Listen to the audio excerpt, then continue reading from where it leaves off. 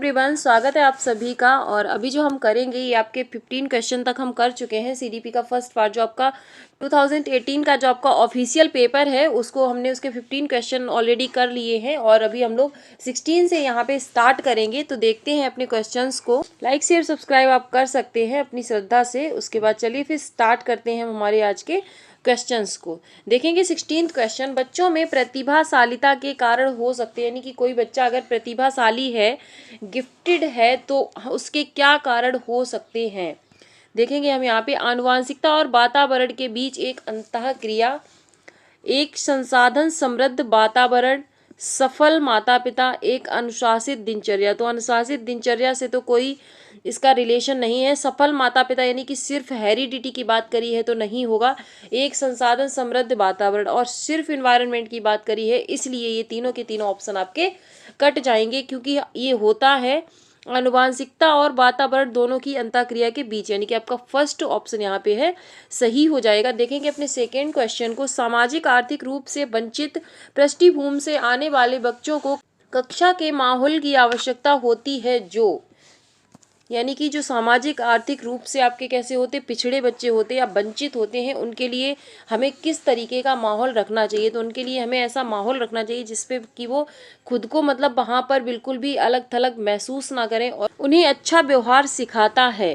Okay, उनके सांस्कृतिक और भाषाई ज्ञान को महत्व देता है तथा उनका उपयोग करता है।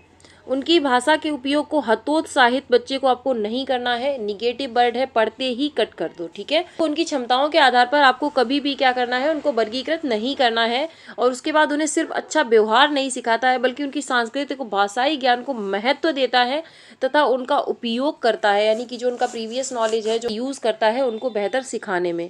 चलेंगे नेक्स्ट क्वेश्चन पे। कक्षा में सृजनात्मक और प्रतिभाशाली बच्चों के लिए आवश्यक हस्तक्षेप निर्भर करता है, यानी कि जो आपके सृजनात्मक और प्रतिभाशाली बच्चे होते हैं उनके लिए आवश्यक हस्तक्षेप निर्भर करता है शिक्षक के द्वारा अनुकूलित और प्रेरक निर्देशन तरीकों के उपयोग पर, उन्हें अतिरिक्त समय दिए जाने पर नहीं जी। उनके प्रति स्नेही, किसी भी बच्चे, किसी एक बच्चे के प्रति आपको स्नेही नहीं होना है, आपको सभी बच्चों को बराबर स्नेह देना है। उन्हें अन्य बच्चों को पढ़ाने की जिम्मेदारी देकर जी नहीं। तो क्या हो जाएगा, शिक्षक द्वारा उन्हें अनुकूलित और प्रेरक निर्देशन तरीकों के उपयोग पर, यानी कि use a customised and stimulating instructional method by the teacher, यानी कि बच्चों को क्या करना है, सृजनात्मकता वाले बच्चे हैं, प्रतिभाशाली बच्चों को आपको क्या करना है, उनको एक अनुकूल माहौल देना है और उसके बाद उनको मोटिवेट करना है उन तरीकों के लिए जिससे कि वो बेहतर सीख सकें। ओके, तो आपका ऑप्शन फर्स्ट यहाँ पे सही हो जाएगा। चलेंगे अपने नेक्स्ट क्वेश्चन पर। अति संवेदनशील बच्चों को सीखने में मदद करने के लिए निम्नलिखित में से कौन सा तरीका उपयुक्त तरीका नहीं है। आपसे निगेटिव पूछा गया है तो आपको निगेटिव ही यहाँ पे क्या करना है, ढूंढना पड़ेगा। ओके, देखेंगे हम अपने ऑप्शंस को। एक कार्य को छोटे छोटे प्रबंधनीय खंडों में तोड़ना, ये तो अच्छी बात होती है कि आप बच्चे को क्या करो कि छोटे छोटे खंड्स में या मतलब पार्ट्स में किसी चीज़ों को उनको मतलब कोई बड़ी चीज़ आपको पढ़ानी है या सिखानी है, कोई टॉपिक है, तो उसको छोटे छोटे खंडों में तोड़ के उसे आप सिखा दो। अधिगम के लिए वैकल्पिक तरीके, यानी कि बहुत सारे तरीकों को मतलब बहुत सारे टीचिंग मेथड्स का यूज करोगे आप, तो ये भी एक अच्छा आइडिया है। ओके, अधिगम के वैकल्पिक तरीकों की पेशकश। उनके दैनिक कार्यक्रम में शारीरिक गतिविधि का समावेश बिल्कुल होना चाहिए, क्योंकि बच्चों की जब शारीरिक गतिविधि होती है तो उससे उनका मन सही रहता है और उन्हें काम करने के लिए एक फिजिकली जो उन्हें स्ट्रेंथ मिलती है वो भी होती है। बेचैन होने पर उन्हें अक्सर फटकार लगाना, तो ये आपका निगेटिव है, क्योंकि बेचैन होने पर आपको क्या करना है, फटकार नहीं लगानी है, आपको उनसे उसका रीजन जानना है। इस तरीके से अगर आपको पॉजिटिव आंसर पूछना होगा तो आप क्या करोगे, उसका रीजन जानने की कोशिश करोगे। यहाँ पे ये निगेटिव है, आपको डांट या फटकार वहाँ पे नहीं लगानी है, तो आपका ऑप्शन फोर्थ इसमें सही हो जाएगा। ओके, चलेंगे अपने नेक्स्ट क्वेश्चन पर। नेक्स्ट है आप, अलग अलग सोच वाले पैटर्न उन बच्चों की पहचान करते हैं जो पैटर्न्स ऑफ डाइवर्जेंट। तो डाइवर्जेंट से आप क्या कर सकते हो, आप डाइवर्जेंट से क्रिएटिव थिंकिंग को डायरेक्टली जोड़ सकते हो, यानी कि जो दिशाओं में सोचते हैं, जो अलग अलग तरीके से सोचते हैं, वो क्या होता है, डाइवर्जेंट थिंकिंग होती है। और उसका डायरेक्ट कनेक्शन किससे है, सृजनात्मकता से आपका उसका डायरेक्ट कनेक्शन है। ओके, चलेंगे अपने नेक्स्ट क्वेश्चन पर। नेक्स्ट है आपका, निम्नलिखित में से कौन सा शिक्षक द्वारा कक्षा में बच्चों के लिए समस्या हल करने के तरीके का वर्णन नहीं कर सकता है। आप क्वेश्चन को पकड़ना सीखो। निगेटिव फिर से हमसे पूछा गया है, तो हम यहाँ पे किसको ढूंढेंगे? निगेटिव को ढूंढेंगे। किसी विशेष समस्या को हल करने के बारे में अपनी विचार प्रक्रियाओं पर क्या करना? विचार करना, चर्चा करना। तो चर्चा करना क्या होता है? हमारा पॉजिटिव होता है।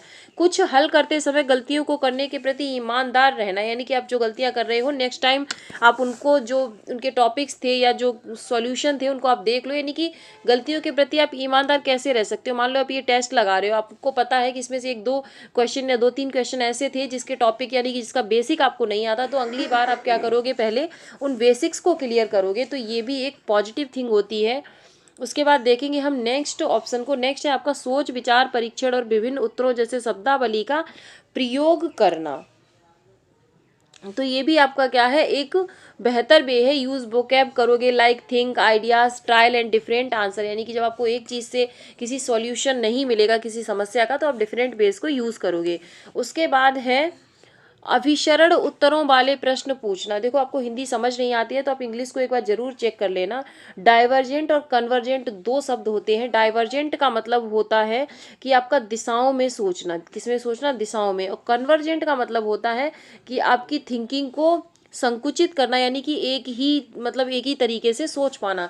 तो ये अच्छा नहीं माना जाता है। आपका डाइवर्जेंट थिंकिंग को यहाँ पे अच्छा माना जाता है। 4th ऑप्शन यहाँ पे आपका सही हो जाएगा। चलेंगे नेक्स्ट क्वेश्चन पर। नेक्स्ट है आपका, निम्नलिखित में से कौन सा एक संवेग है? अब आपसे यहाँ क्या पूछा गया है? संवेग। संवेग का मतलब क्या होता है? इमोशन होता है। ओके, तो मेमोरी आपका इमोशन नहीं है ना। फियर आपका एक क्या है? इमोशन है, यानी कि डर लगना, फियर, लव, हेट, ये आपके क्या है? सब ये सब आपके इमोशंस हैं। ओके, अटेंशन तो ध्यान देना, ये इमोशन नहीं है आपका। स्टिमुलस यानी कि आपका उत्तेजना, ये भी इमोशन नहीं है। तो आपका यहाँ पे एक ही इमोशन है, डर। ठीक है, तो आपका ऑप्शन 2 यहाँ पे सही हो जाएगा। चलेंगे नेक्स्ट क्वेश्चन पर। एक 3 साल का बच्चा बताता है कि दूध बूथ पर एक मशीन द्वारा दूध उत्पादन होता है, यानी कि बच्चा जो है कितने साल का है? 3 ईयर का, यानी कि छोटा बच्चा है। वो आपको क्या बताता है कि जो दूध आता है वो बूथ मशीन से आता है। ओके, तो इसमें बच्चे की समझ का अच्छा स्पष्टीकरण प्रदान करता है। देखेंगे अपने ऑप्शंस को।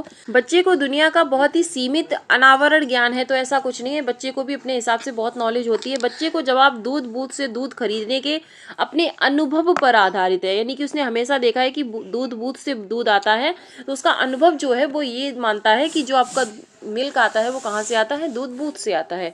बच्चे ने गायों को कभी नहीं देखा, हमें नहीं पता है। देखो आपको अपने मन से कभी भी आंसर नहीं लगाना है, क्योंकि अगर जहाँ पर आपने अपने मन से आंसर्स लगाया वहीं पे आपका आंसर गलत हो जाएगा। ओके, बहुत सारे बच्चे क्या करेंगे कि हाँ बच्चे ने गायों को नहीं देखा, वो आपको नहीं पता है ना, बताया भी नहीं है हमें। जब तक कुछ डिफाइन ना किया जाए तब तक आप उससे अपने ऑप्शंस को चूज नहीं कर सकते हो। बच्चे का परिवार बच्चे को प्रेरक वातावरण प्रदान नहीं करता, हमें नहीं पता है ना कि बच्चे के परिवार बच्चे के साथ क्या करता है। ओके, तो आपका ऑप्शन इसमें सेकंड सही हो जाएगा। चलेंगे नेक्स्ट क्वेश्चन पर। नेक्स्ट है आपका, निम्नलिखित में से कौन सा शिक्षक की भूमिका का सबसे अच्छा वर्णन करता है? देखेंगे अपने ऑप्शंस को।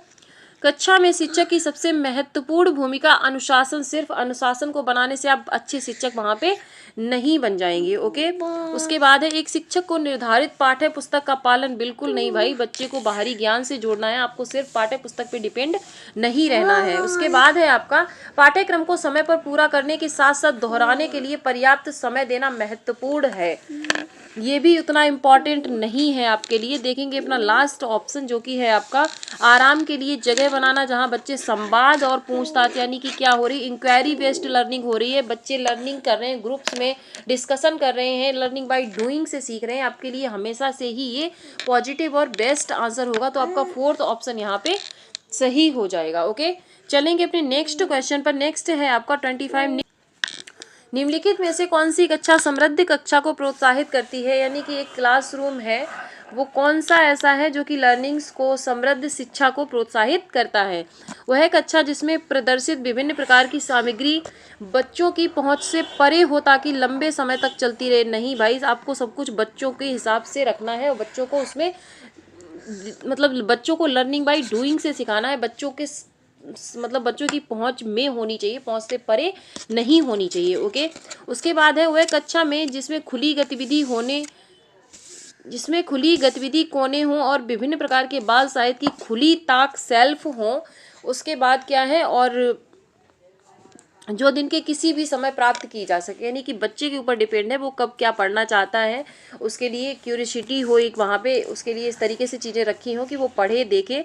तो ये आपका ऑप्शन यहाँ पे बेस्ट हो जाएगा। अलमारी में अच्छी तरह अलमारी में नहीं रखना भाई। उसके बाद है आपका नेक्स्ट ऑप्शन है पाठ्य पुस्तक सामग्री द्वारा संचालित संरचित और योजनाबद्ध अधिगम वाली कक्षा, यानी कि सिर्फ पाठ्य पुस्तक से आप पढ़ा रहे हो, तो ये भी निगेटिव है, ये भी। तो आपका ऑप्शन इसमें सेकेंड सही हो जाएगा। ओके, निम्नलिखित में से कौन सा कक्षा में पाठ्य पुस्तकों की भूमिका का सबसे अच्छा वर्णन करता है, यानी कि कक्षा में पाठ्य पुस्तक का एक रोल होता है, वो कौन सा ऐसा ऑप्शन है जो वो उसको दिखाता है।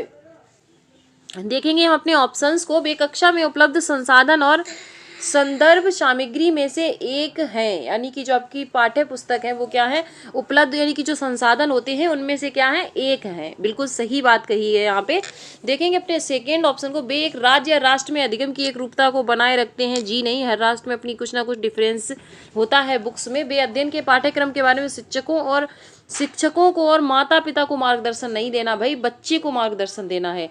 संसाधन रहित नहीं होती हैं, संसाधन सहित, यानी कि संसाधन और संदर्भ की सामग्री में से एक है, यानी कि पाठ्य पुस्तक से भी हम बच्चे सीखते हैं और भी बहुत सारी सामग्रियों से सीखते हैं। ओके, तो ऑप्शन फर्स्ट सही हो जाएगा। चलेंगे नेक्स्ट क्वेश्चन पर। राष्ट्रीय पाठ्यचर्या फ्रेमवर्क 2005 ने अपनी समझ किससे प्राप्त की है। ये मतलब ये आपका जो क्वेश्चन है 2-3 बार रिपीट हो चुका है, मैंने 2-3 बार इसको कराया है। तो सीधा सीधा इन्होंने जो अपनी रचनावाद से, यानी कि कंस्ट्रक्टिविज्म से इन्होंने अपनी क्या की है, इन्होंने अपनी लर्निंग को कनेक्ट किया है। तो सीधा सीधा याद कर लीजिए कि रचनावाद इसका आंसर होगा। ओके, चलेंगे अपने नेक्स्ट ऑप्शन पे। कक्षा में बच्चों को प्रेरित समझा जा सकता है यदि वे, यानी कि आप कब समझोगे कि बच्चे मोटिवेट होके पढ़ रहे हैं, कौन सा ऑप्शन ऐसा दिखाता है। वे अच्छी तरह से वर्दी पहनने से क्या आप मोटिवेट हो जाओगे। वे कक्षा में अनुशासन बनाए रखते हैं। सिर्फ अनुशासन बनाए रखने से क्या चुपचाप बैठे रहेंगे तो वो अच्छा सीखेंगे। जी नहीं। वे सभी उपस्थिति में नियमित है, ये भी डिफाइन नहीं करता। वे शिक्षक से स्पष्टीकरण प्राप्त करने के लिए प्रश्न पूछते हैं, यानी कि जहाँ बच्चा प्रश्न पूछेगा मतलब वो चीज़ों को ध्यान से समझ रहा है, सुन रहा है, क्यूरियस है, तो ये सारी चीज़ें आपके प्रश्न पूछने से जुड़ी रहती हैं। ओके, देखेंगे आपके सेकंड लास्ट क्वेश्चन को। निम्नलिखित में से कौन सा बच्चों में अधिगम में सुधार करने के लिए सबसे अधिक उपयुक्त है, यानी कि बच्चों के अधिगम में आपको सुधार करना है तो क्या ऐसा कौन सा काम है जो आप वहाँ पे करोगे। नियमित मूल्यांकन परीक्षा आयोजित की जानी चाहिए, तो इससे क्या हो जाएगा, इससे बच्चे बेहतर सीख जाएंगे। बिल्कुल नहीं। शिक्षक को विभिन्न उदाहरणों और चित्रों का उपयोग करके विषय की व्याख्या नहीं करनी, छोटे बच्चे होते हैं आपके लिए। कक्षा में सभी प्रकार की शिक्षण सामग्री होनी चाहिए, अच्छी बात है। देखेंगे अपने फोर्थ ऑप्शन को भी। शिक्षक को वास्तविक जीवन स्थितियों पर, देखो यहाँ पे 1 से 2 से 3 ऑप्शन भी आपके सही हो सकते हैं, इसीलिए इसमें कहा जाता है, ये नहीं कहा जाता कि आप सही को चूज करो, ये कहा जाता है सबसे सुटेबल को चूज कीजिए। ओके, तो शिक्षक को जहाँ वास्तविक जीवन से जोड़ना आ गया, बच्चे को एक दूसरे के साथ बातचीत करने, ग्रुप में डिस्कशन आ गया, ये सारे इतने पॉजिटिव वर्ड्स हैं कि इनका आंसर ही आपको लगाना है। ओके, तो आपका फोर्थ ऑप्शन यहाँ पे सही हो जाएगा। देखेंगे आज का लास्ट क्वेश्चन।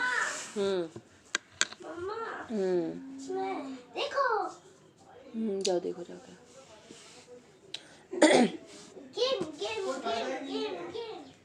देखेंगे आज का लास्ट क्वेश्चन।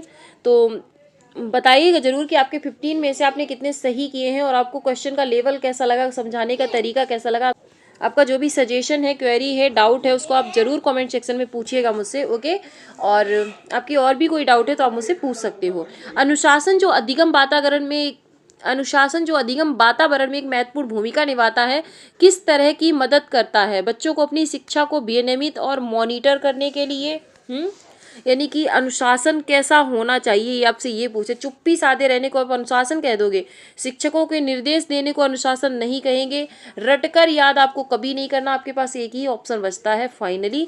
बच्चों को अपनी शिक्षा को विनियमित, यानी कि बच्चों को स्वयं से अपने मतलब खुद अपनी लर्निंग को वो क्या करें, रेगुलेट करें और मॉनिटर करें ऑन लर्निंग, यानी कि अनुशासन टीचर के द्वारा थोपा हुआ नहीं होना चाहिए। अनुशासन बच्चे स्वयं से जब करें तो समझ लो बच्चे बहुत ही इंटरेस्टिंग वे में सीख रहे हैं और उनको लर्निंग में मज़ा आ रहा है। ओके, तो होप सेशन आपको पसंद आया होगा, और जैसा भी लगा हो कमेंट सेक्शन में आप लिख सकते हैं।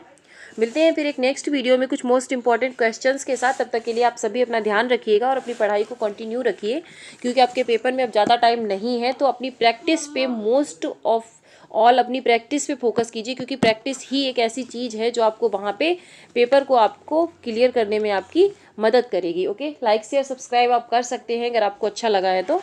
मिलते हैं फिर एक नेक्स्ट वीडियो में, तब तक के लिए थैंक्स फॉर वॉचिंग। जय हिंद।